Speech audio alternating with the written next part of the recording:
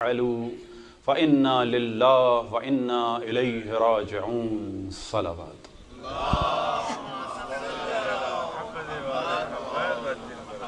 گزارش ایک اور صلوات کی اس نیت سے کہ خداوند تبارک و تعالیٰ اس صلوات کی برکت سے تمام مومن و مومنات کی مشکلات کو حل فرمائے، خصوصاً جو بیمار ہیں، اور الخصوص آج ایکسیڈنٹ ہوا ہے ذاکرہ اہل بیت کا، فاطمہ جعفری صاحبہ کا ہیوسٹن میں، ان کو اور ان کے علاوہ ایک نیو جرسی میں، اور ایک زینب جعفری بچی، ان کے علاوہ مختار بھائی، ضیاء نقوی صاحب، اور جن کے نام یہاں دیے گئے، جن کے نام لیے نہیں لیے، تمام مومن و مومنات کی صحت و سلامتی کے لیے بر محمد وآل محمد صلوات۔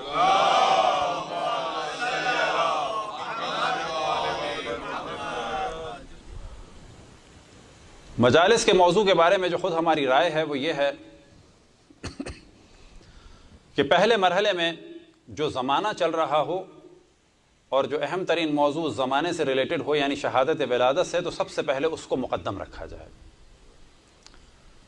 لہٰذا ہمارا یہ خیال ہے کہ ایام ازاں میں سب سے کم جس موضوع کو ڈسکس کیا جاتا ہے وہ شاید خود کربلا ہے، اور سب سے زیادہ جس کو کم اہمیت سمجھا جاتا ہے شاید وہ بھی کربلا ہے۔ وجہ کیا ہے؟ یا اس کا ذکر ہم شعراء کے اشعار کی حد تک کرتے ہیں، یا پھر آخر میں مصائب کی حد تک کہ جو عام طور پر زبان حال ہوتے ہیں اور تخیلات ہوتے ہیں خطبہ کے، جبکہ خود واقع کربلا کی بہت ساری تفصیلات ایسی ہیں، اور شہدائے کربلا اور اسیران کربلا کے بارے میں اتنے موضوعات ہیں کہ جو ہمارے یہاں کبھی بھی ڈسکس نہیں ہوئے۔ لہذا ہر سال ہماری خواہش ہوتی ہے کربلا کو تفصیل سے بیان کیا جائے، اور سب سے زیادہ افسوس اس وقت ہوتا ہے کہ جب کربلا کو ڈسکس جب کیا جائے، خصوصاً اسیران کربلا، شہیدان کربلا کو، تو بعض مومنین یہ کہیں کہ یہ نہ بیان کریں، کہ کیا فائدہ ہے اس سے، یا یہ کہ ان کے ناموں سے ہمیں کیا ملے گا، یا یہ کہ نام مشکلیں بھول جاتے ہیں۔ تو ہماری ہمیشہ کی یہ روش ہے کہ خداوند تبارک و تعالیٰ سے باقی رکھے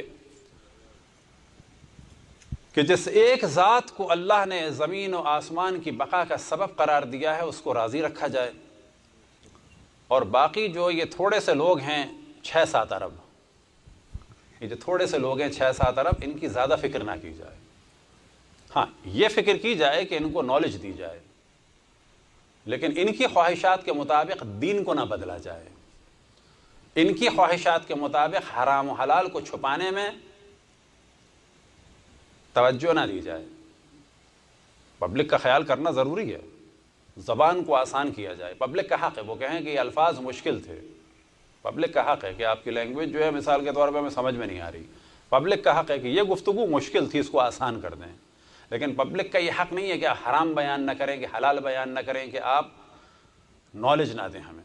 اور اس کا نتیجہ یہ ہوا کہ تمام دنیا میں اگر آپ دیکھ لیں کہ جو ہمارے ممبر کا حال ہوا، اور خصوصاً اس سال، تو ایک نادان کی گفتگو کو کچھ ہمارے اور نادانوں نے، کہ جو اپنے آپ کو بڑا ہی مکتبی اور بڑا ہی پڑھا لکھا سمجھتے ہیں، ان نوجوانوں نے اتنا سوشل میڈیا پہ وائرل کیا کہ اس محرم میں جو گفتگو اہل سنت نے کی، جو گفتگو اہل تشیع نے کی، وہ گفتگو بجائے سنی اور شیعوں تک پہنچتی اس ہمارے ممبر کے فنکار کی احمقانہ گفتگو کہ جو اس نے کی، اور جو ہمارے افراد نے ڈھونڈ ڈھونڈ کے جیسے کلپ بنائے، اس کا نتیجہ کیا ہوا کہ ذکر امام حسین جتنا پھیلنا چاہیے تھا اس محرم میں، اور کربلا سے ریلیٹڈ موضوعات اتنے نہیں پھیلے، چند احمقوں کی وجہ سے۔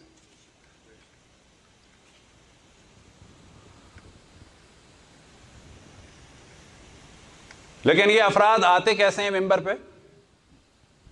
خود نہیں آتے، جتنا سوال ان سے ہوگا اس سے زیادہ سوال ان لانے والوں سے ہوگا۔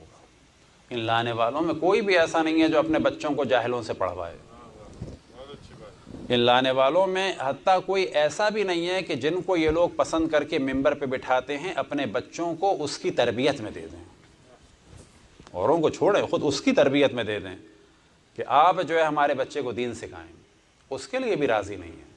یعنی اپنے بچوں کی زیادہ اہمیت ہے ممبر امام حسین، اور اس دین کی اہمیت نہیں ہے نگاہوں میں کہ جس کے لیے امام حسین نے اپنا سر دیا اور جناب زینب اور جناب ام کلثوم نے اور باقی اسیران کربلا نے اپنی چادریں قربان کی۔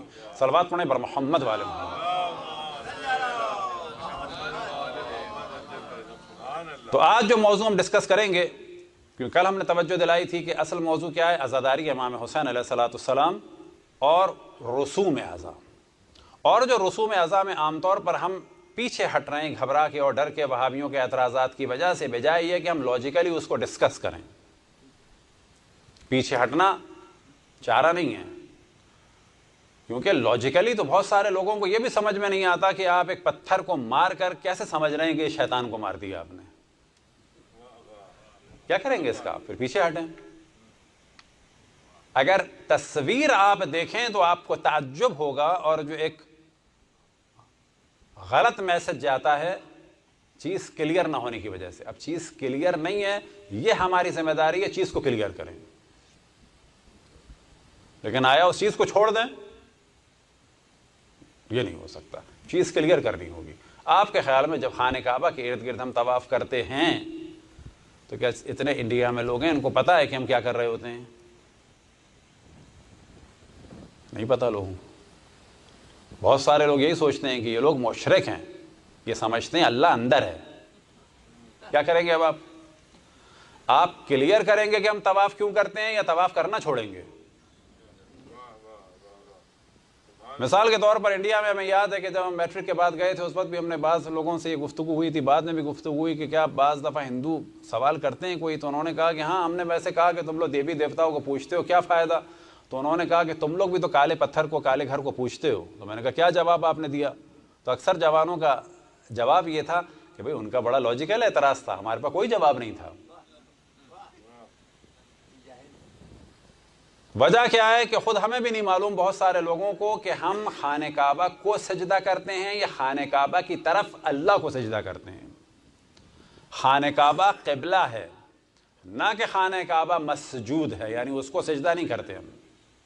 یا حتیٰ بعض دفعہ بعض مسلمانوں سے بھی پوچھا جائے، چاہے شیعہ چاہے سنی، بیت اللہ کے کیا معنی ہے؟ ترجمہ کیا کیا جاتا ہے؟ اللہ کا گھر۔ تو یہ اللہ کا گھر یعنی معاذ اللہ اللہ جسم ہے؟ نہیں، اس کا اصل ترجمہ بیت اللہ کا اللہ کا گھر بھی کر دیا جائے، کوئی مذائقہ نہیں ہے، لیکن جو صحیح ترجمہ ہے اللہ کے لیے بنائی جانے والی پہلی عمارت، اللہ کے لیے عبادت کی جگہ۔ کا معنی ہمیشہ یہ نہیں ہوتا کہ اس کا معنی اس کے لیے بھی ہوتا ہے۔ ان اول بیت وضع، کہ پہلا گھر جو بنایا گیا کیا ہے؟ وہ بے بکہ تھا۔ کیا ہے؟ یہ ہے اللہ کے لیے یہ ایک پہلی بلڈنگ بنائی گئی عبادت کے لیے، اللہ کے لیے یہ بلڈنگ بنائی گئی ہے، اللہ کے لیے یہ جگہ بنائی گئی ہے۔ اس وجہ سے کہا جاتا ہے اللہ کا گھر، یعنی اللہ کی عبادت کے لیے گھر، نہ کہ خود اللہ کا گھر، اور اللہ معاذ اللہ اس میں ہے۔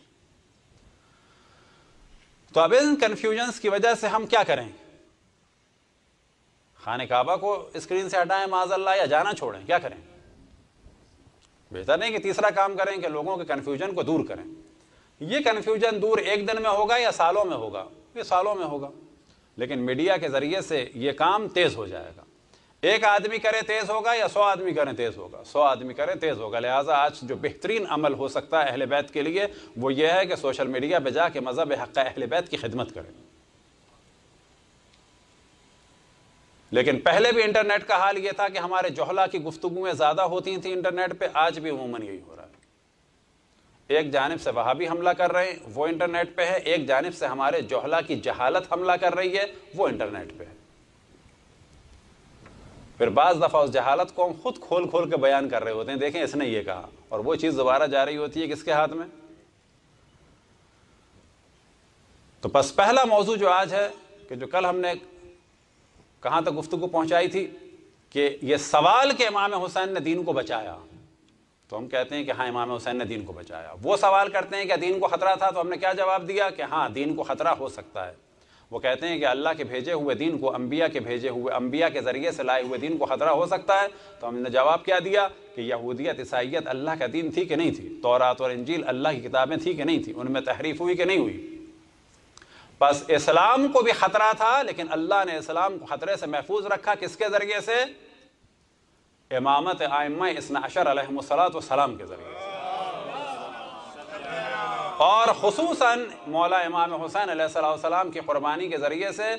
وجہ کیا ہے کہ اگر امام حسین یزید کی بیعت کر لیتے تو آج یہ وہابی، یہ تمام بنو امیہ والے امام حسین کے سب سے زیادہ فضائل بیان کرتے اور کہتے کہ سب سے بلند شخصیت کون ہے؟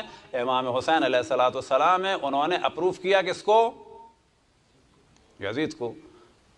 اگر معاذ اللہ تصور کر لیا جاتا کہ امام حسین نے بیعت کی تو سب کہتے کہ امام حسین نے بس تائید کر دی، وہ سیدہ شباب اہل جنت ہے۔ سب سے زیادہ فضائل آج پڑھ رہے ہوتے بنو امیہ والے، اور آج فضائل امام حسین کا مرکز کون ہوتے؟ سب سے زیادہ یہ کر رہے ہوتے سلفی، اور آخر میں ان کا جو ہدف ہوتا وہ کیا ہوتا؟ امام حسین کے فضائل ہے، انہوں نے معاذ اللہ یزید کی بیعت کر لی تھی، بس جو بھی یزید نے کیا وہ سب کچھ حق ہے، بس شراب جائز ہے۔ وجہ کیا ہے کہ سیدنا امیر المؤمنین یزید ابن معاویہ پھر علیہ السلام رضی اللہ تعالی عنہ وارضاہ 1000 قسم کے القاب لگائے جاتے، وہ پیتے تھے، بس یہ حلال ہے۔ یزید کے پاس اتھارٹی کہاں سے آئی؟ کہتے امام حسین نے معاذ اللہ بیعت کی تھی۔ بس امام حسین کے پاس در حقیقت 2 آپشن تھے، اور یہ 2 آپشن جو ہے وہ خود یزید کی حباست کی وجہ سے تھے، یا مخالفت کریں یا اپنی جان دے دیں۔ امام حسین نے مخالفت کی کہ جس کے بعد ایک آپشن بچا، وہ آپشن کیا بچا؟ کہ اب جان جائے گی، اور جان جانے کے ذریعے سے پتا چلے گا کہ یزید غلط ہے۔ اگر امام حسین کی جان نہ جاتی اور امام بیعت کر لیتے تو یزید صحیح ہو جاتا، دین برباد ہو جاتا۔ یہ تھی ہماری کل تک کی گفتگو۔ اب امام حسین کا خون جو محفوظ رہا تو ذہن میں رکھیں کہ امام حسین کے بارے میں آج یہ گفتگو ہوتی کہ وہ شہید ہوئے یا نہیں ہوئے، خون امام حسین مشکوک ہو جاتا، شہادت امام حسین مشکوک ہو جاتی۔ کس طرح سے؟ فرض یہ کریں کہ شہادت امام حسین کے بعد بنو امیہ اسیران کربلا کو اسیر کرنے کے بجائے کیا کرتے؟ کربلا میں رکھ دیتے، کہتے تھے کہ یہ سب زمینیں تمہاری، یہ بنی اسد کی زمینیں بھی خرید کے دے دیں، ادھر کی بھی زمینیں خرید کے دے دیں، یہ تمہارے لیے نہر کا انتظام بھی کر دیا، کنویں بھی کھدوا دیے، یہ بھی کر دیا، وہ بھی کر دیا، یہ سب تمہارا ہو گیا، یہاں سے جا نہیں سکتے۔ اور اس کے بعد پروپیگنڈا کر دیتے کہ وبا آئی اور مر گئے بہت سارے لوگ۔ اس زمانے میں تعاون تھی، تعاون یہی وبا۔ تو آج ہم ڈسکس کر رہے ہوتے کہ امام حسین علیہ السلام کو شہید کیا یا کسی وبا سے چلے گئے، سفر کیا تھا تجارت کے لیے یا مخالفت کے لیے، ہر چیز شک میں پڑ جاتی۔ آج یہ ڈسکشن چل رہا ہوتا۔ تو اسلام کو بچایا امام حسین کی قربانی نے، اور امام حسین کی قربانی کو بچایا اسیران کربلا کی اسیرین نے۔ اور یہ یزید ملعون فاسق فاجر اور زانی و شرابی نہیں سمجھ پا رہا تھا کہ یہ اہل بیت کو اسیر کر کے رسوا کر رہا ہے یا اپنی رسوائی کا کام اپنے ہاتھ سے کر رہا ہے۔ اور آج بھی یزید کا دفاع کرنے والے جو آخر میں پھنس جاتے ہیں وہ جناب زینب اور جناب ام کلثوم کا دربار یزید میں جانا جو ہے اس کے بعد وہ پھنس جاتے ہیں۔ وہ اللہ وہابیوں کا عام طور پہ ہدف کیا ہوتا ہے؟ کہتے ہیں یہ جو کچھ ہوا کس نے کیا؟ عبید اللہ ابن زیاد نے کیا۔ اور آخر میں تو یزید نے جی اہل بیت کو رہا کر دیا، آخر میں یزید کو اہل بیت کو رہا کیا، لیکن کیا جب اسے پتا چلا تھا کہ جب دمشق میں داخل ہوئے ہیں تو احترام سے دربار میں داخل کیا تھا یا رسیاں اس سے بندھی ہوئی تھی رسول اللہ کی بیٹیاں؟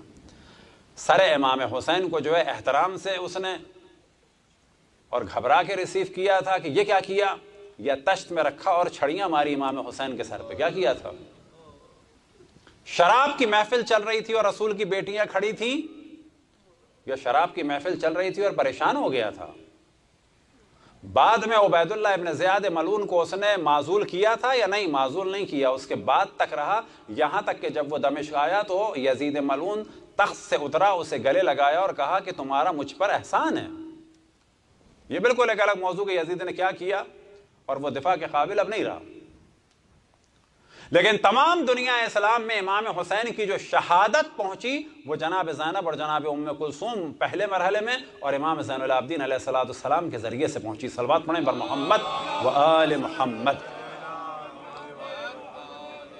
اب جو ہم نے کہا کہ جناب زینب اور جناب ام کلثوم کی اسیری کی وجہ سے پہلے مرحلے میں، تو اس کے کیا معنی ہے؟ کیا وہ امام سے افضل تھیں؟ ہاں، ایک اعتبار سے امام سے افضل تھیں۔ تو کون سا اعتبار؟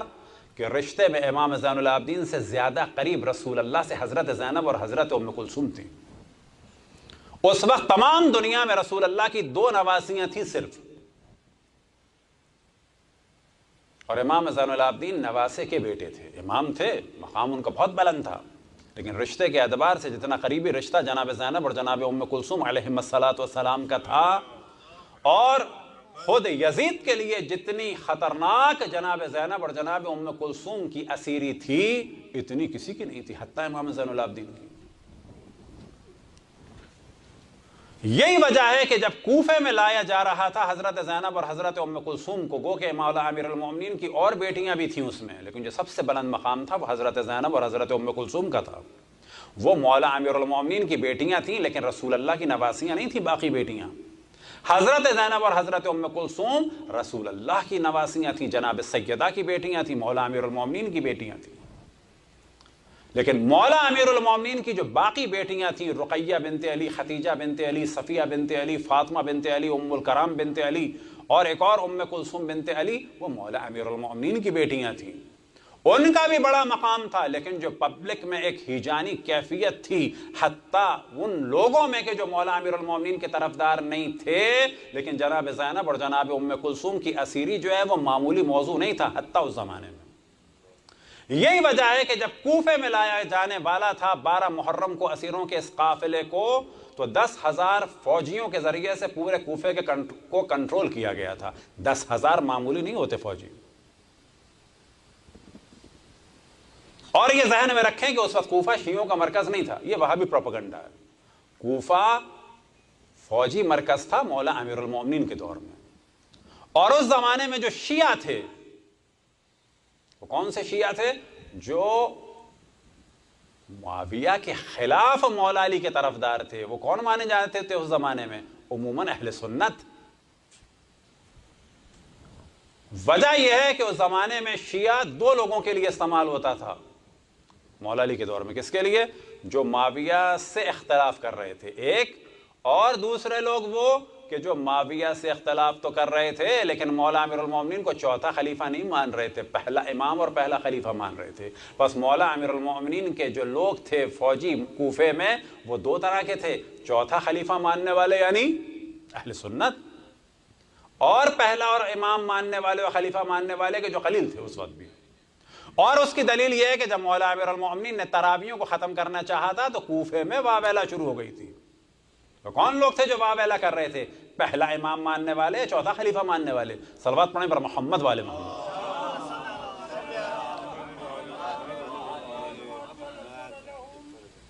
اب کوفے کے بارے میں ذہن میں رکھیں کہ 40 ہجری کا کوفہ الگ تھا، اور پھر 60 ہجری کا جو معاویہ کا کوفہ تھا اس میں 1 لاکھ گھر تھے۔ یہ خود ایک بڑا ڈسکشن ہے کہ جس کا تحمل عام طور پہ ہمارے مومنین نہیں کرتے کہ خالی کوفے کی پاپولیشن کو ڈسکس کیا جائے۔ اور نخاولہ کی جو چھاونی تھی وہاں پر 30,000 فوجی رہتے تھے کہ جو کوفے کے قریب تھی، ان کی فیملیز یہاں رہتی تھیں کہ جو اکثر شامی تھے اور یمنی تھے اور کچھ مصری تھے، اور جن کا چارہ اور پیسہ کہاں سے آتا تھا؟ اس معاویہ کے ذریعے سے آتا تھا، شام سے آتا تھا۔ لیکن اس کے باوجود کوفہ، یاد رکھیں، شیعوں کا مرکز اس وقت نہیں رہا تھا۔ یہ وہابی ایک شدت ہوتی ہے کہ جو ہمیشہ یہ تاریخ میں گیم رہا کہ پہلے کہا جائے کوفہ کس کا مرکز تھا، فوراً سادے لوگ بول دیتے ہیں مولا امیر المومنین کا۔ کوفے میں کون رہتے تھے؟ شیعہ رہتے تھے۔ بس کوفے میں جب امام حسین کو دغا دیا، کس نے دیا؟ یہ ایک اسٹیپ بائی اسٹیپ گیم ہے۔ کوفہ آباد ہوا تھا خلیفہ دوم کے طور پہ، فوجی شہر کے طور پہ۔ وجہ یہ ہے کہ وہ رومن امپائر سے بھی راستے میں تھا اور ادھر ایرانین اس سے بھی راستے میں تھا، یہ وجہ تھی۔ مولا امیر المومنین کی مدینہ میں مخالفت کر دی تھی خود خلیل رسول کی بیوی نے، ماحول خراب کر دیا تھا، ادھر پورے عالم اسلام کا خطرہ تھا، تو کوفہ مولا امیر المومنین نے آباد کیا تھا۔ لیکن جو وہاں پر شیعہ تھے کون تھے؟ معاویہ کے مخالف۔ شیعہ معاویہ کے مقابلے میں کون تھے؟ شیعہ علی۔ یہ شیعہ علی کتنے قسم کے؟ 2 قسم کے۔ اگر یہ چیزیں ذہن میں ہیں تو انسان جواب دے سکتا ہے، ورنہ پھر وہابیوں کے پروپیگنڈے میں پھنس جائے گا۔ لیکن اس کے باوجود بھی حضرت زینب اور حضرت ام کلثوم کو اسیر کرنا جو ہے بہت بڑی چیز تھا، حتیٰ اس ملک شہر میں۔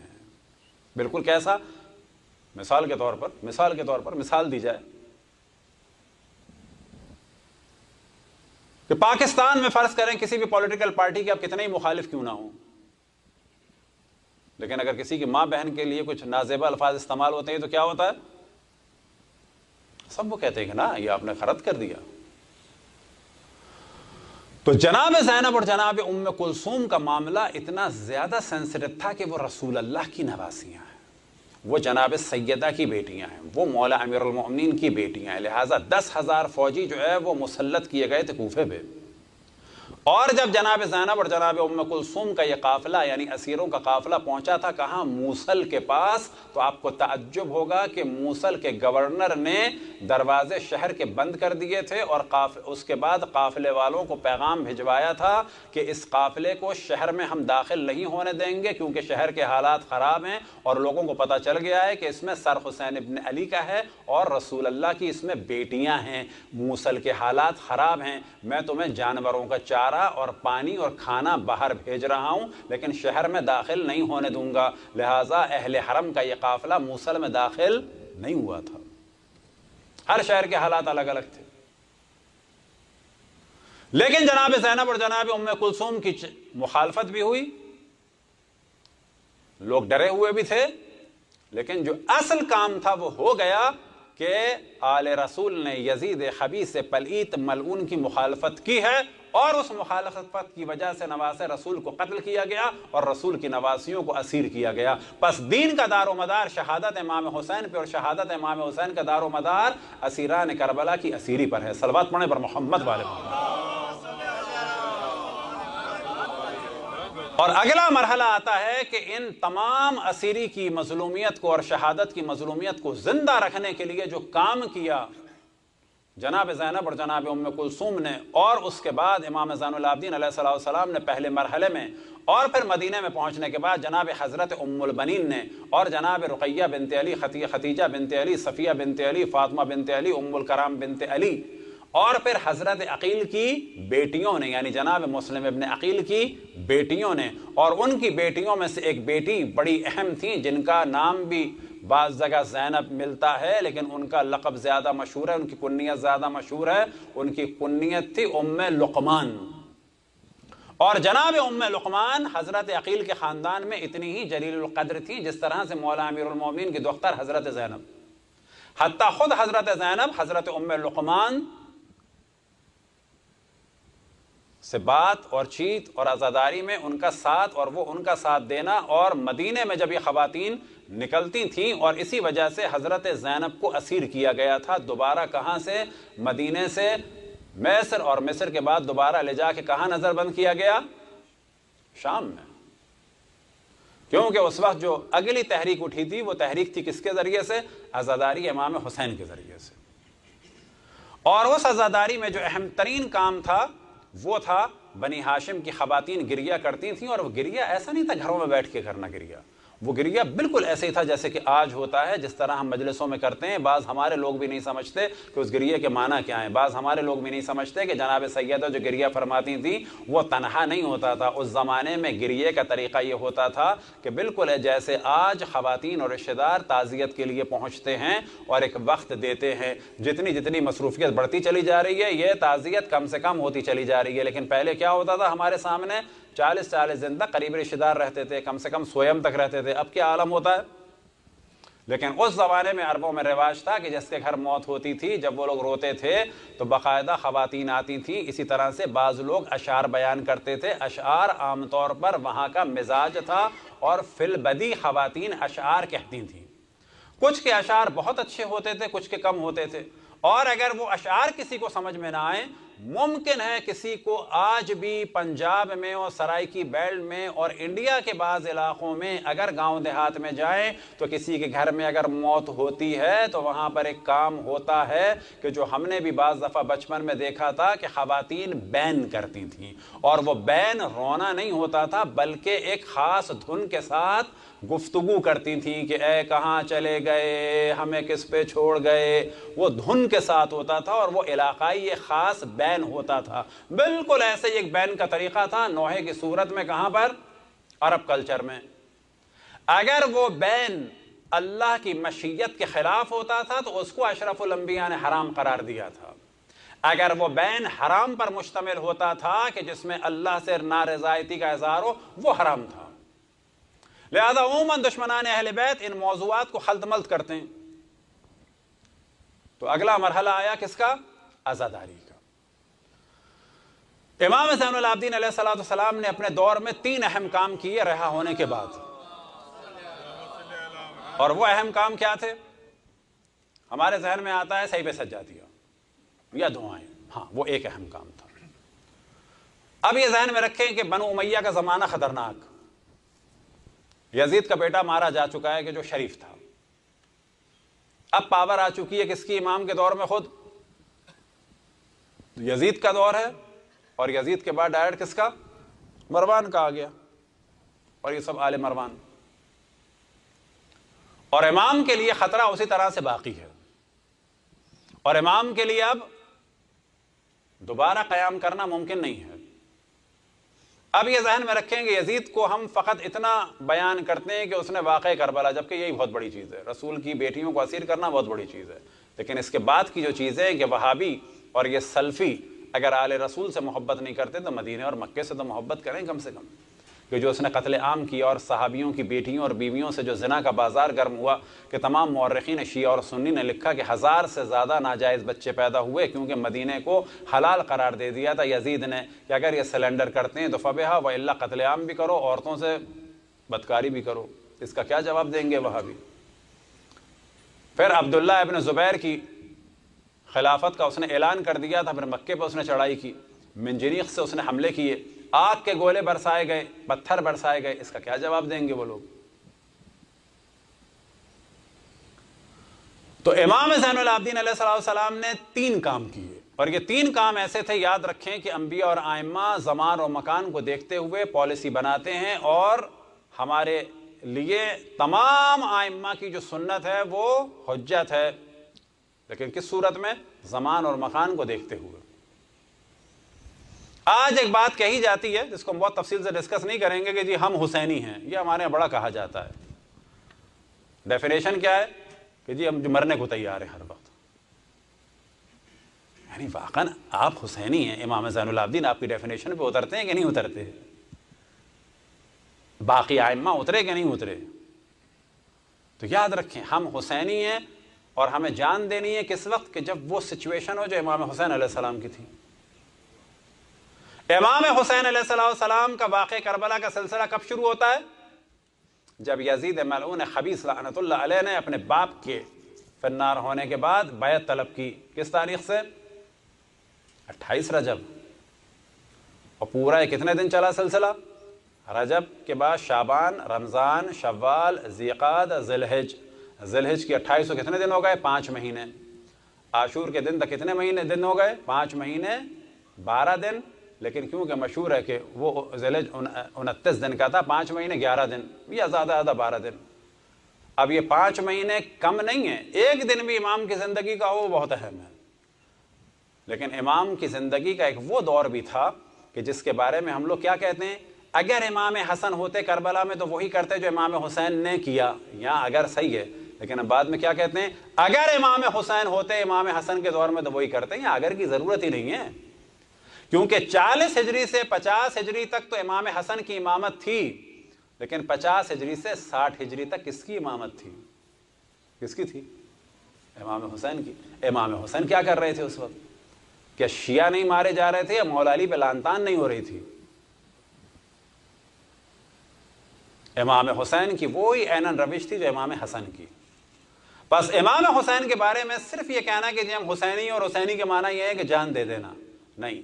وہ سچویشن ہو تو وہ کرنا ہے، یہ سچویشن ہو تو یہ کرنا ہے.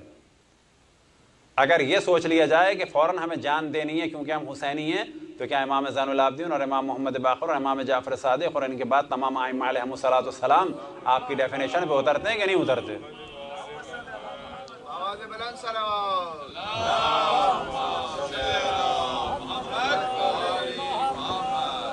نعرہ حیدری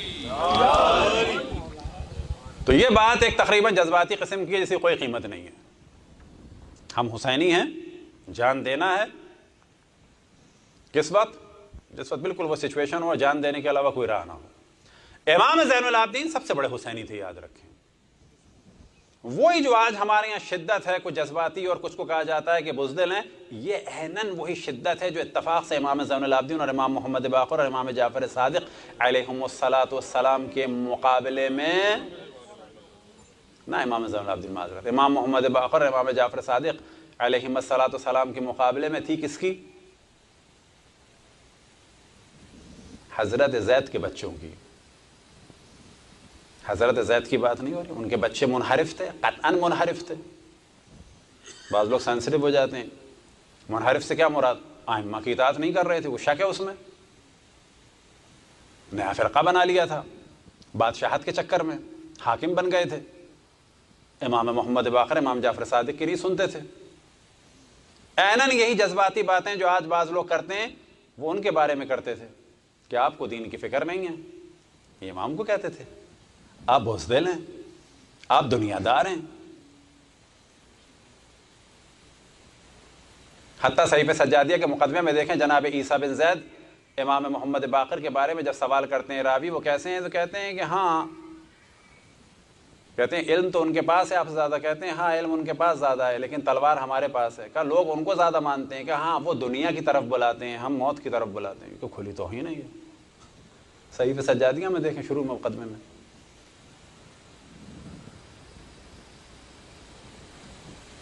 تو امام زین العابدین علیہ السلام کی جو روش تھی وہ کیا تھی؟ 3 انہوں نے کام کیے. اب یہ ذہن میں رکھیں کہ انبیاء اور ائمہ اپنے دور میں کس طرح سے پالیسی بناتے ہیں جس میں سب سے اہم چیز ہوتی ہے کیا؟ دین کا دفاع اور ساتھ میں جان کا دفاع.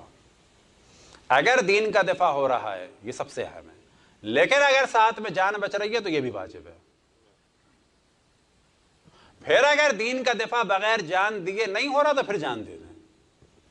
لہٰذا اگر دین بچ رہا ہے تو ہجرت کر لے, لہٰذا اگر دین بچ رہا ہے تو کیا کریں؟ خاموش ہو جائیں. لیکن اگر خاموشی سے اور ہجرت سے دین خطرے میں تو کیا کریں؟ جان دے دیں, جیسے کہ امام حسین علیہ السلام نے دی. امام زین العابدین علیہ السلام نے 3 کام کیے. وہ کام کیا کیے؟ اب بنو امیہ والے کیا سوچ رہے تھے کہ یہ ایک جوان, اور ان کے حساب سے یہ بچہ 23 سال کے تھے ظاہر ہے, اور پھر یزید کے دور تک کتنے سال کے ہو گئے؟ 27 سال کے ساتھ.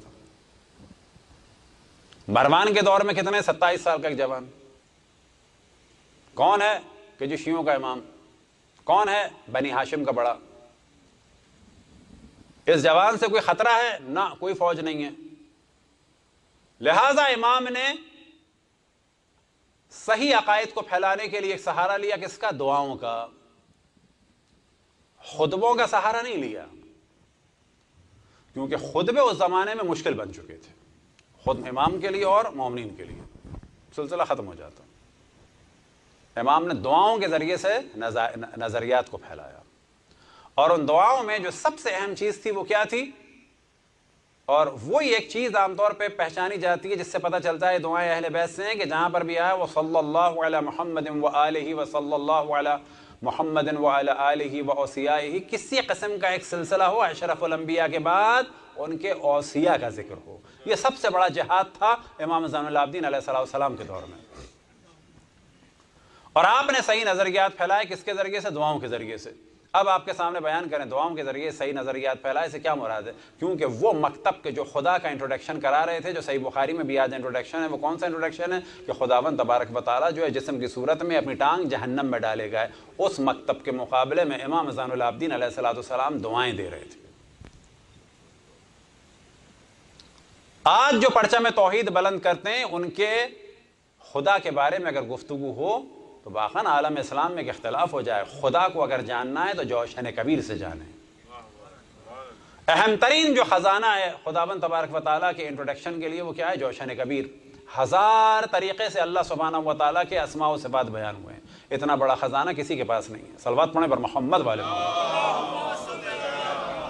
البتہ جوشن کبیر امام زین العابدین علیہ السلام سے نہیں ہے، خود رسول اللہ صلی اللہ علیہ وسلم اور مولا امیر المؤمنین سے ہے، وہ اہل بیت سے ہے، لیکن در حقیقت جناب جبرائیل لے کے آئے تھے اشرف الانبیاء پر، لیکن وہ اہل بیت کے اسرار اور اہل بیت کے آثار میں سے ایک اہم ترین اثر ہے۔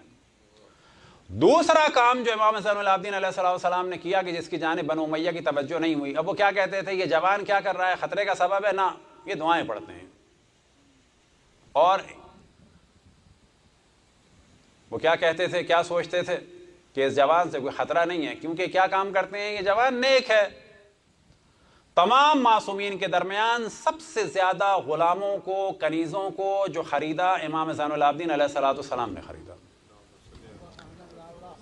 حتیٰ امام زین العابدین علیہ السلام کے بعض غلام تھے کہ جو انچارج تھے باقی غلاموں اور کنیزوں کے، اور ان کے پاس بڑے بڑے جو ہے دفتر تھے، یعنی کاپیز تھیں، ڈائریاں تھیں جن میں پوری پوری فہرستیں تھیں کنیزوں اور غلاموں کے بارے میں، اور گاہے بگاہے امام ان کو آزاد کرتے رہتے تھے، ان کی شادیاں کراتے رہتے تھے۔ اس طریقے سے امام نے اپنے راویوں کا اور چاہنے والوں کا اور اہل بیت کے دفاع کرنے والوں کی ایک بہت بڑی فوج کو لا کر تربیت کی اور آزاد کر دیا۔ لیکن دشمن یہ سوچتے رہے کہ یہ جوان خطرے کا سبب نہیں ہے، یہ جوان دعائیں پڑھتا ہے، یہ جوان جو ہے نیک ہے، لوگوں کو لاتا ہے، کھلاتا ہے، پلاتا ہے، پھر کیا کرتا ہے، آزاد کر دیتا ہے۔ لیکن نہیں معلوم تھا کہ یہ امام وقت ہیں، جوان ہیں، لیکن یہ وہ کر رہے ہیں کہ جو دین کی بقا کا اور دین کو پھیلانے کا سبب ہے، کیونکہ کربلا کے بعد دین کی تبلیغ کے لیے جو بہترین طریقہ امام نے اپنایا، کنیزوں اور غلاموں کو لانا، لا کے رکھنا، ان کی تربیت کرنا، معارف قرآن اور اہل بیت سے آشنا کرنا، اہل بیت کے فضائل سے، اہل بیت کے اخلاقیات سے آشنا کرنا، پھر ان پر احسان کر کر، ان کو مال دے کر، آزاد کر کر، ہمیشہ کے لیے دنیا بھر کے مختلف علاقوں میں پھیلا کر ایز اے مبلغ قرآن اور اہل بیت علیہم السلام آزاد کر دینا۔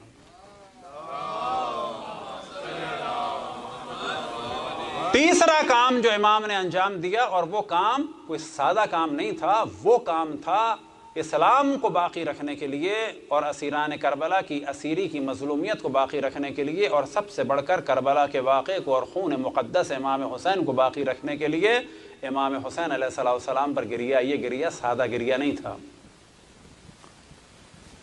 یہ گریہ ایک عام گریہ نہیں تھا، یہ گریہ ایسا تھا کہ طواف کر رہے ہیں اور گریہ فرما رہے ہیں، یہ گریہ ایسا تھا کہ مینا میں ہیں گریہ فرما رہے ہیں، یہ گریہ ایسا تھا گلی کوچے میں ہیں اور گاہے بگاہے گریہ فرما رہے ہیں، یہ گریہ ایسا تھا کہ اصحاب کے درمیان ہیں، احکام بیان کر رہے ہیں، بعد میں گریہ فرما رہے ہیں۔ اس گریہ کی وجہ سے دوست اور دشمن، جاننے والے اور نہ جاننے والے، یہ سوال کرتے تھے کہ علی ابن الحسین کیوں رو رہے ہیں؟ اور امام کا گریہ در حقیقت اسی وجہ سے تھا کہ لوگ سوال کریں اور فرزند رسول اللہ کی مظلومیت کی جانب جائیں، رسول اللہ کی نواسیوں کی مظلومیت کی جانب ان کی توجہ ہو، اور کبھی امام حسین کا غم یہ بھلا نہ پائیں۔ یہی وجہ تھی کہ واقعہ کربلا کے فوراً بعد تقریباً 4 سال تک لگاتار امام حسین، امام زین العابدین علیہ السلام نے خواتین بنی ہاشم کے لیے، اور جب بنی ہاشم کی خواتین روتی تھیں تو مدینہ کی اور خواتین بھی روتی تھیں، اور دشمن یہ سمجھ بھی نہیں پایا کہ امام اس وقت کتنا خطرناک کام کر رہے ہیں خود بنو امیہ کے لیے، ان خواتین کو کیا کر کے ایک جگہ پہ جمع کر کے اور امام حسین پر رلوا کر، اور اتنا اس رونے کی اہمیت تھی اور اتنا اہتمام کیا جاتا تھا کہ امام باقاعدہ کھانا جو ہے پرووائڈ کرتے تھے کہ یہ خواتین فری ہو کر بالکل آرام سے گریہ فرمائیں، کیونکہ یہ گریہ وہ گریہ ہے کہ جس کی وجہ سے امام حسین کا خون محفوظ ہو جائے گا۔ امام حسین کا خون محفوظ کرنے کے لیے امام نے جو سب سے زیادہ اہتمام کیا وہ کیا تھا؟ گریہ۔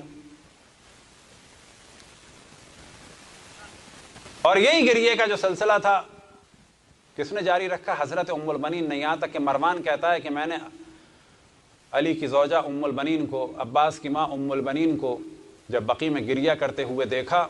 اب یہ گریہ گھروں میں بھی ہوتا تھا، پھر یہ گریہ ہوتا تھا کہاں پہ؟ جا کے بقیع میں، اور جب بقیع میں خواتین نکلتی تھیں بنی ہاشم کی، خصوصاً مولا امیر المؤمنین کی بیٹیاں اور جناب عقیل کی بیٹیاں اور بہویں، یہ سب کی سب جب نکلتی تھیں تو پورے مدینے میں ایک تہلکہ سمجھ جاتا تھا، اور ان کے احترام میں خواتین نکلتی تھیں اور بقیع میں بیٹھ کے ان کا گریہ ہوتا تھا، گھروں میں گریہ ہوتا تھا، بقیع میں گریہ ہوتا تھا، بنو امیہ والے مطمئن تھے کہ یہ رو رہا ہے، یہ شیعوں کا امام رو رہا ہے، کوئی خطرہ نہیں ہے، یہ خواتین رو رہی ہیں، کوئی خطرہ نہیں ہے۔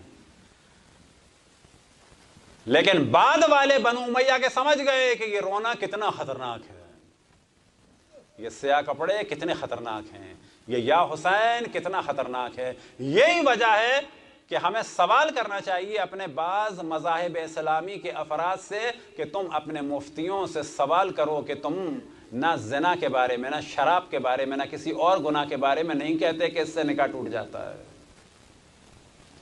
یہ ہمارے برادران دیگر مذاہب کو سوال کرنا چاہیے اپنے علماء سے کہ تم نے اتنے بڑے گناہ کرنے والوں کے لیے نہیں کہا کہ ان کا نکاح ٹوٹ جاتا ہے؟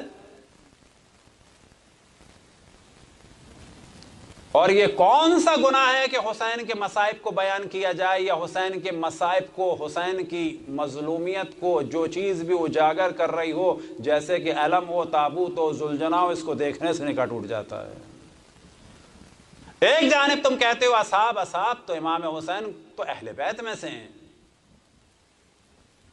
اور اگر تم اہل بیت کو نہیں مانتے تو وہ تو اصحاب میں سے بھی ہیں، اور اگر تم صحابی نہیں سمجھتے جس طرح اور اپنے خلفاء کے بچوں کو احترام دیتے ہو تو وہ تمہارے چوتھے خلیفہ کے بچے تو ہیں۔ تم نے سوال نہیں کیا کبھی اپنے علماء سے کہ رسول کے نواسے کے ذکر سے کیا پرابلم ہے تمہیں؟ جو رقص و موسیقی اور فسق و فجور اور جوئے اور شراب سے جن کے نکاح نہیں ٹوٹتے، رسول کے نواسے کے ذکر سے کیوں نکاح ٹوٹ رہے ہیں؟ وجہ یہ ہے کہ جو غلطی بنو امیہ نے کی جناب زینب اور جناب ام کلثوم کو اسیر کر کر، وجہ یہ ہے کہ جو بنو امیہ نہ سمجھ پائی کہ امام زین العابدین نے اپنے آنسوؤں کے ذریعے سے برباد کر دیا ہمیشہ کے لیے بنو امیہ کو۔ وہ مشکل بنو امیہ نہیں سمجھ پائے، لیکن آج کے یہ جو سفیانی ہیں، وہابی اور سلفی اور سعودی، یہ سمجھ چکے ہیں کہ ان کی بربادی چھپی ہوئی ہے اس یا حسین میں اور سیاہ لباس میں اور ماتم میں اور گریے میں۔ صلوات پڑھیں بر محمد والے محمد۔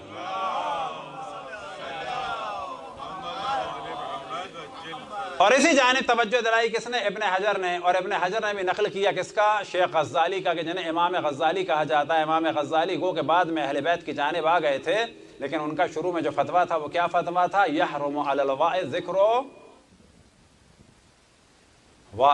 ذکر مصیبت الحسین، یا ذکر روایت مقتل الحسین، کہ واعظ پر حرام ہے کہ حسین کی مصیبت یا حسین کے مقتل کی روایت کو بیان کرے۔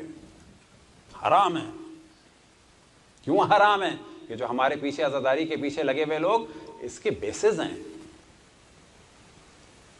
کہ ہم خود نہیں سمجھ پا رہے کہ عزاداری کتنی اہم ہے، اور ہم خود نہیں سمجھ پا رہے کہ عزاداری سے یہ لوگ اتنے پریشان کیوں ہیں، اور عیناً اس کے بعد وہ گفتگو کرتے ہیں عزاداری کے فوراً بعد کہ حسین کے مقتل کے روایات کو بیان کرنا حرام ہے۔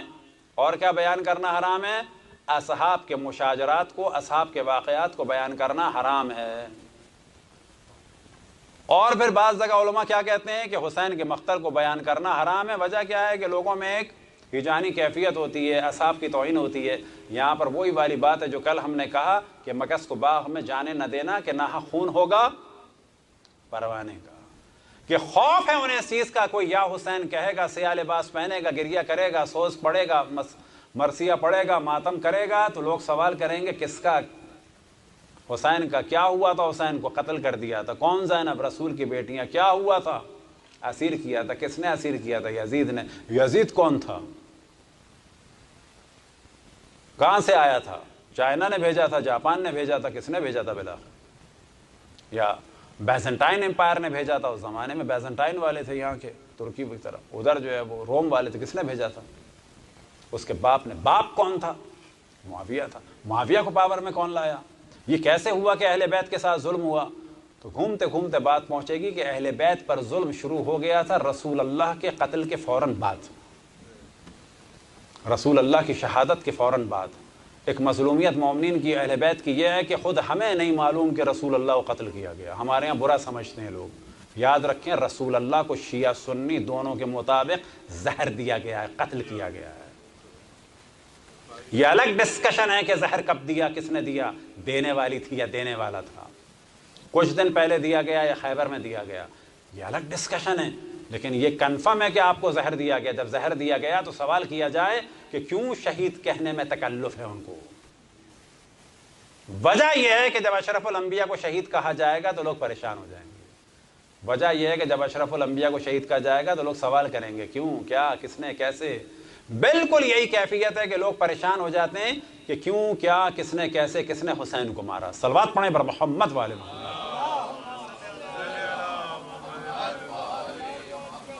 تو یہ ہے اصل راز عزاداری امام حسین کا کہ امام زین العابدین نے اس کی بنیاد رکھی۔ اور یہ جو کہا جاتا ہے اس دین کی بقا اس عزاداری امام حسین کے ذریعے ہے، تو اس کا راز ہی یہی ہے کہ یاد رکھیں کہ اگر یہ عزاداری ختم کر دی جائے، ایک وقت آئے گا کہ سب کربلا سے آشنا نہیں رہیں گے۔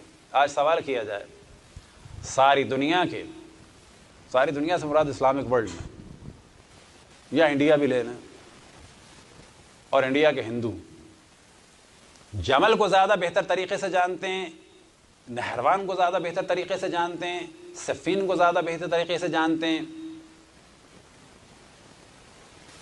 یا کربلا کی جنگ کو، کس کو، یا حتیٰ غدیر کو جانتے ہیں وہ لوگ؟ مثال کے طور پہ کون بنے گا کروڑ پتی میں غدیر کے بارے میں سوال ہوا یا کربلا کے بارے میں سوال ہوا؟ وجہ کیا ہے؟ وجہ یہی ہے کہ عزاداری امام حسین کے ذریعے سے اس دین کی بقا ہے، اور عزاداری امام حسین اور شہادت امام حسین کو زندہ رکھنا ہے اسی کے ذریعے سے۔ اور یہی وجہ ہے کہ ہر دور میں علماء اور مراجع نے جو سب سے زیادہ اہمیت جس چیز کی جانب توجہ دلائی اور اہمیت دلائی وہ کیا ہے؟ ذکر مصیبت امام حسین علیہ الصلوۃ والسلام۔ اب ہمارے یہاں جس کو بھی شوق ہوتا ہے ویلفیئر کا، سب سے پہلے جو ویلفیئر کی بات کرتا ہے وہ کرتا ہے کہاں سے شروع؟ اپنی شادی سے نہیں کرتا، ولیمے سے نہیں کرتا، اپنی گاڑی سے نہیں کرتا، اپنے کپڑوں سے نہیں کرتا، اپنے سفر سے نہیں کرتا۔ کس سے کرتا ہے؟ مجلس نہ ہوتی تو کتنے ویلفیئر ہو سکتے تھے، تمہاری شادی نہ ہوتی کتنے ویلفیئر ہوتے۔ شادی سے مراد شادی ہوتی، کھانا نہ ہوتا، ولیمہ نہ ہوتا، تمہارا جہیز نہ ہوتا، تمہاری بہن کا جہیز نہ ہوتا، تمہاری گاڑی نہ ہوتی، تمہاری اچھی برانڈڈ گاڑی نہ ہوتی، کہ تمہارے آئی فون نہ ہوتا۔ کہ پرانے فون سے نہیں کام چلتا، برانڈڈ سے ہی کام چلتا ہے۔ ہزار قسم کی، گھر میں صوفہ نہ ہوتا، بہتر نہیں ہے کسی بیوہ کو دے دیتے، دسترخوان لگاتے، ڈائننگ ٹیبل نہ ہوتی، بہتر نہیں تھا کسی کو یہ $2000 کی ڈائننگ ٹیبل خریدنے بجائے بیوہ کو بھیج دیتے۔ سارا ویلفیئر یاد آتا ہے امام حسین کے لیے۔ وجہ کیا ہے؟ کہ یہ شیطانی رائے ہے، یہ شیطان ورغلاتا ہے، کیونکہ شیطان یہ جانتا ہے کہ امام حسین کا ذکر کم ہوتا چلا جائے گا، تدریجاً ایک وقت آئے گا جو کلچر ہے کہ اولڈ از گولڈ، تھوڑے دن میں لوگ کہنے لگے سیدنا حسین، ادھر سیدنا یزید۔ آج اگر یزید گالی بن چکی ہے تو اس عزاداری کی وجہ سے۔ آج اگر گلی کوچے میں بھی لوگ یزید کو جانتے ہیں، یزید کو سب جانتے ہیں، یزید کے باپ کو اتنا جانتے ہیں لوگ نہیں جانتے۔ اور بھی کردار تھے اسلام کے، ایک بڑے بڑے ایک سے ایک منافق تھے، ان کو جانتے ہیں لوگ نہیں جانتے۔ یہ برکت کس چیز کی ہے؟ اس عزاداری کی۔ امام حسین لفظ بن چکا ہے کس کا؟ عدل اور انصاف کا۔ یزید لفظ بن چکا ہے کس کا؟ ظلم و جور کا۔ ان کمیونسٹوں کو پتا ہوتا ہے، ان سرخوں کو پتا ہوتا ہے جو بعض دفعہ یہ لوگ کہتے ہیں یزیدیت اور حسینیت، یہ برکت ہے کس کی؟ عزاداری کی۔ اور یہ کم ترین برکت نہیں ہے، یہ بہت بڑی برکت ہے۔ اب اگر اسے ختم کر کے کوئی ویلفیئر کرنا چاہے تو یہ بالکل ایک شیطانی تصور ہے۔ ویلفیئر ضروری ہے لیکن امام حسین کے مقابلے میں نہیں۔ ہر سال ہم توجہ دلاتے ہیں کہ آیت اللہ العظمیٰ گلپائگانی سے سوال ہوا تھا جنگ کے زمانے میں، جب ایران عراق کی جنگ چل رہی تھی، کچھ لوگوں نے کہا کہ یہ جو ہم پیسہ خرچ کر رہے ہیں مجلس میں، بہتر نہیں کہ جنگ پہ بھیجیں؟ تو جب سوال ہوا آیت اللہ العظمیٰ گلپائگانی سے تو آپ نے فرمایا جنگ اسلام اور کفر کی ہے، لیکن جس نے بھی یہ جملہ کہا ہے کہ عزاداری امام حسین کے بدلے جنگ میں پیسہ بھیج دیا جائے، وہ اسے چاہیے کہ توبہ کرے، اس نے بارگاہ مقدس امام حسین کی توہین کی ہے۔ یہ کیوں کہا کہ اس کے بدلے نہ اور چیزوں سے بھیجو۔ انقلاب کے فوراً بعد ایک شور اٹھا تھا وہاں پر کہ اب ہمیں ضرورت ہے سیمینار کی، اب ہمیں ضرورت ہے اس کی، اب ہمیں ضرورت ہے اس کی، اب ایسا ہو گیا، اب ایسا ہو گیا، حتیٰ ہمارے بعض استادوں کے بقول کہ ہم اس قسم کی روشن فکری کی باتوں سے پریشان تھے کہ کیا اب عزاداری پہ کوئی چینج آئے گا. تو انقلاب کے فوراً بعد پہلی محرم کو اس کی رات کو امام خمینی نے آ کے تقریر کی، اور تقریر میں بقول ہمارے کئی استادوں کے کہ ہم ٹی وی پہ دیکھ رہے تھے اور ہمیں لگا 2 جملوں میں انہوں نے سب پہ پانی پھیر دیا. انہوں نے کہا یہ ہم انقلاب لائے امام حسین کے ذکر کو بڑھانے کے لیے، ختم کرنے کے لیے نہیں لائے. یہ محرم و سفر ہے جس کی وجہ سے یہ انقلاب آیا ہے. اور پھر اس کے بعد یہ جو روشن فکری آتی ہے کہ یہ ٹریڈیشنل یا یہ جو رسمیں ہیں ان کی کیا ضرورت ہے، تو انہوں نے اس پہ بھی پانی پھیر دیا. اور ان کا جملہ آج تک موجود ہے، اس سال بھی سالہائے گزشتہ کی طرح سے وہی عزاداری ہوگی، وہی سنتی عزاداری ہوگی. سنتی عزاداری کے معنی کیا؟ وہی ٹریڈیشنل عزاداری. آپ کے علاقے میں جو ہے آپ وہ کریں، آپ کے علاقے میں جو ہے آپ وہ کریں، اور جتنا زیادہ سے زیادہ ہو سکتا ہے عزاداری امام حسین کریں. صلوات پڑھیں بر محمد والے محمد. امام زین العابدین علیہ السلام کا مقام ایک اعتبار سے بہت بلند ہے. وہ کون سا اعتبار؟ کہ اللہ سبحانہ و تعالیٰ نے جو امتحان امام زین العابدین علیہ السلام کا لیا، ویسا امتحان حتیٰ امام حسین کا بھی نہیں لیا. حتیٰ امام حسین کا بھی نہیں ہوگا. انبیاء اور ائمہ کی صفات میں سے ایک صفت یہ ہے کہ وہ جس طرح سے علم میں، حسب میں، نسب میں، اخلاق میں، شرافت میں، شجاعت میں اور تمام انسانی صفات میں بلند ترین مقام پر ہوتے ہیں، اسی طرح سے وہ ناموس اور غیرت میں بھی سب سے زیادہ بلند مقام پر ہوتے ہیں.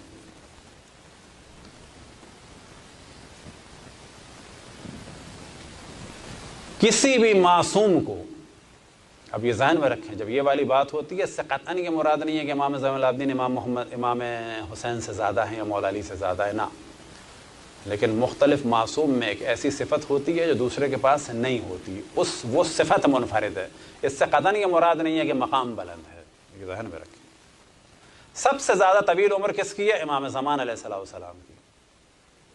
یہ ایک خاص صفت ہے. یہ کسی میں ہے؟ نہ. بس امام زمان مولا علی سے زیادہ ہیں؟ نہ. امام حسن و امام حسین و باقی تمام ائمہ امام ہیں، جناب سیدہ امام ہیں. بس امام حسن سے لے کے امام زمان تک، امام حسین سے لے کے امام زمان تک، یہ سب جناب سیدہ سے زیادہ ہیں؟ نہ. جناب سیدہ کے بابا اشرف الانبیاء ہیں، مولا علی کے والد ہیں اشرف الانبیاء. بس جناب سیدہ مولا علی سے زیادہ ہے؟ نہ. یہ ہم اس وجہ سے کلیئر کر رہے ہیں کہ ذہن کلیئر ہو. بعض صفات معصومین میں منفرد ہوتی ہیں، لیکن اس کے قطعاً یہ مراد نہیں ہے کہ ہم یہ کہنا چاہ رہے ہیں کہ یہ بلند بھی ہیں سب سے، نہ.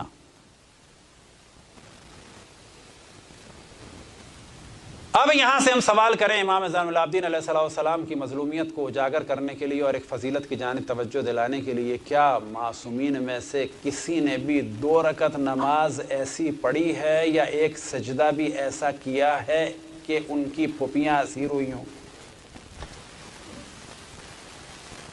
کیا رسول اللہ صلی اللہ علیہ وآلہ وسلم نے ایک سجدہ ایسا کیا ہے کہ جب بہنیں اسیر ہو گئی تھیں اس کے بعد کیا ہو؟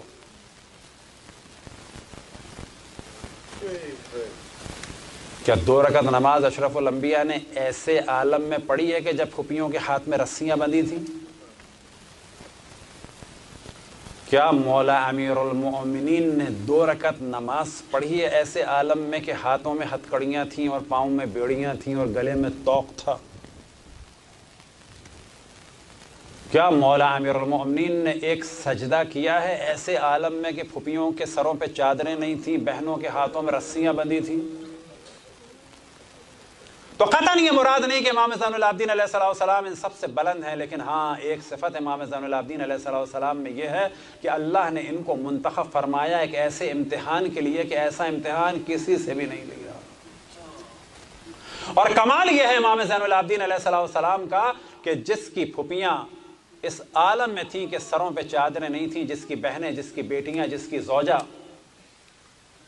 جس کے گھر کی خواتین اس عالم میں تھیں کہ جن کے ہاتھوں میں رسیاں بندھی ہوئی تھیں، جن کے سروں پہ چادریں نہیں تھیں، اسی امام سے سب سے زیادہ اہم دعائیں نقل ہوئیں کہ جن دعاؤں کا مجموعہ ہے صحیفہ سجادیہ، اور یہ ایک مجموعہ ہے، اس کے علاوہ بہت ساری دعائیں ہیں جو اس صحیفہ سجادیہ میں نہیں ہیں۔ اور سب سے زیادہ جس پہ مصائب پڑے اسی امام کا لقب ہے سید الساجدین، سب سے زیادہ سجدے بھی اس نے کیے۔ یہ ذہن میں رکھیں کہ جو اسیر ہوا، جس کے گلے میں طوق تھا، جس کے ہاتھوں میں ہتھکڑیاں، جس کے پاؤں میں بیڑیاں، جس کی پھوپھیوں اور بہنوں کو اسیر کیا گیا، جس کو اس عالم میں اسیر کیا گیا کہ اس کے سامنے اس کی بہنیں اور بیٹیاں اسیر تھیں، پھوپھیاں اسیر تھیں، لیکن سب سے زیادہ سجدے انہی کے مشہور ہیں، سب سے زیادہ گریہ دعائیں انہی کے مشہور۔ بس روایتوں میں نقل ہوا، اس فضیلت کو فقط سمجھانے کے لیے ہم نے اتنی مقدمہ چینی کی کہ روایتوں میں نقل ہوا کہ روز قیامت اللہ سبحانہ و تعالیٰ کی جانب سے ایک ندا آئے گی۔ وہ ندا کب آئے گی؟ روز محشر کے جب انبیاء ہوں گے، جب اوصیاء ہوں گے۔ کون ہوگا محشر میں؟ تمام انبیاء حتیٰ اشرف الانبیاء۔ کون ہوگا محشر میں؟ تمام ائمہ حتیٰ مولا امیر المؤمنین۔ لیکن اللہ سبحانہ و تعالیٰ کی جانب سے ندا آئے گی، اینا زین العابدین؟ کہاں ہے عبادت کرنے والوں کی زینت؟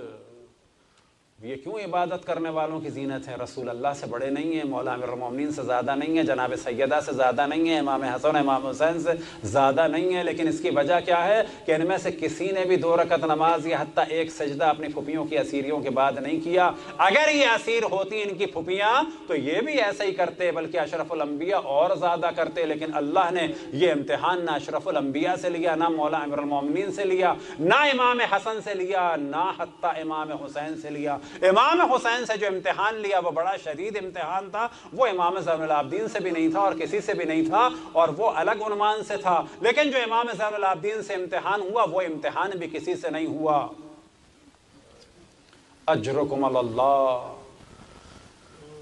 ایک وقت آیا کہ امام زین العابدین کو اللہ نے کچھ عرصے کے لیے بیمار کیا تاکہ جنگ ساقط ہو جائے اور حجت خدا کا سلسلہ زمین پہ باقی رہے۔ اجرکم اللہ۔ امام کے مصائب عجب مصائب ہیں کہ وقت آیا کہ امام حسین رخصت آخر کے لیے آئے۔ مقاتل میں نقل ہوا کہ جناب زینب نے امام زین العابدین کو اس طرح سے سہارا دیا ہوا تھا کہ جناب زینب کے سینے پہ امام زین العابدین کی پیٹھ تھی اور دونوں کا چہرہ امام حسین کی جانب تھا۔ امام حسین رخصت آخر کے لیے آئے، امام زین العابدین کو گلے بھی لگایا، امام زین العابدین کو چوما بھی ہوگا، امام زین العابدین کو تبرکات امامت بھی سپرد کیے، لیکن ایک وقت آیا کہ امام سے رخصت ہو کہ امام حسین رخصت آخر لے کر چلے۔ اجرکم اللہ۔ ہاں مومنوں، ایک ایسی مصیبت کا وقت بھی امام زین العابدین پہ پڑا۔ امام زین العابدین کے لیے جو ایک کربناک مرحلہ اور منظر تھا وہ یہ کہ اے کاش میں اپنے بابا کو چند قطرے پانی پلا سکتا، اے کاش میں اپنے بابا کی کچھ خدمت کر سکتا، اے کاش میں اپنے بابا کے دفاع کے لیے جنگ کر سکتا، لیکن اللہ سبحانہ و تعالیٰ کی جانب سے ان پر سے جنگ ساقط تھی۔ اجرکم اللہ۔ میں ہاتھ جوڑ کے کہوں کہ مولا اگر آپ جنگ کر کے شہید ہو جاتے تو اتنی بڑی قربانی نہ دے پاتے کہ جتنی بڑی قربانی اللہ نے آپ کو زندگی عطا کرنے کے بعد دینے کے لیے تیار کیا۔ اجرکم اللہ۔ ایک وقت آیا کہ شہادت امام حسین کی ندا گونجی، الا قتل الحسین بکربلا تحدمت واللہ ارکان الہدی۔ امام زین العابدین کی نگاہ جو خیمے سے باہر نو کے نیزہ کی بلندی پہ پڑی تو سر امام حسین نو کے نیزہ پہ بلند تھا۔ ارے مصائب امام حسین تو ختم ہو گئے، لیکن امام زین العابدین کے مصائب اب شروع ہو گئے۔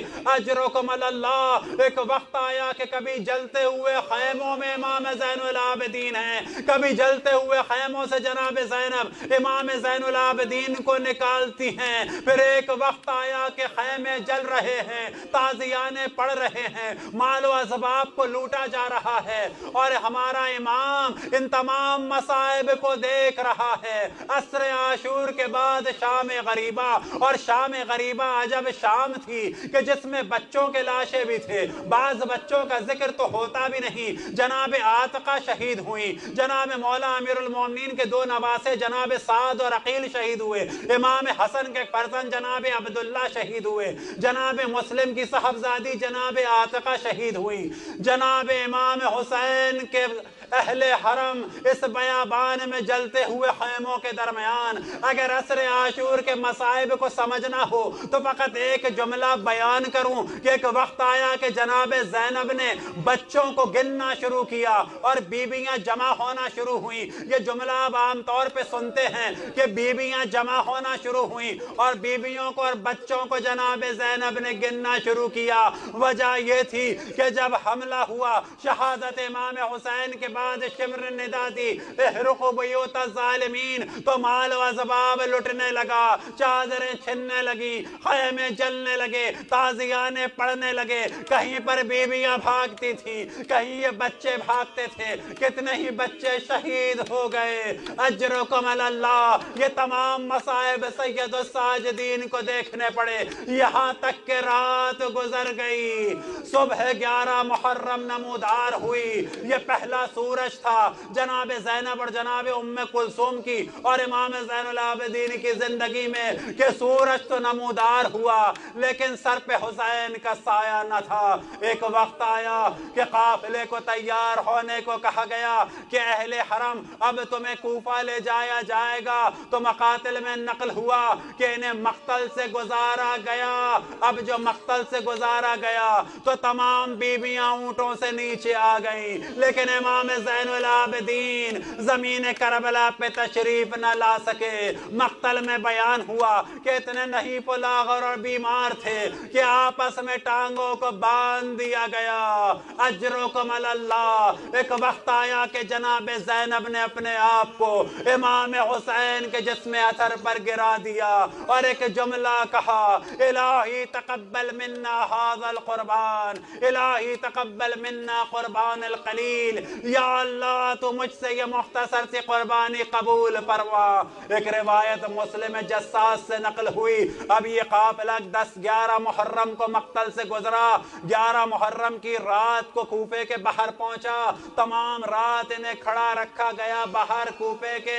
صبح کو جو دروازہ کھلا تو مسلم جساس کہتا ہے کہ جس کا کام تھا چونا کرنا اور رنگ و روغن کرنا، وہ کہتا ہے کہ مجھے بلایا گیا تھا دربار کو رنگ کرنے کے لیے، اسی دوران میں نے سنا کہ خارجی نے خروج کیا ہے اور اس کے گھر والوں کو اسیر بنا کے لایا جا رہا ہے۔ میں نے سوال کیا کہ یہ کون ہے تو جواب ملا حسین بن علی۔ وہ مسلم جساس کہتے ہیں کہ میرے ہاتھ میں جو چیز تھی اتنی شدت سے میں نے سر پہ ماری کہ مجھے گمان ہونے لگا کہ شاید میں نابینا ہو جاؤں گا۔ غرض یہ کہ گریہ کرتے ہوئے نکلے اور کہتے ہیں کہ میں نے کیا دیکھا کہ اونٹوں پہ بیویاں سوار ہیں، آگے آگے سید الساجدین زین العابدین، گلے میں طوق ہے اور گلے سے خون بہ رہا ہے اور رانوں پہ خون کے نشان ہیں۔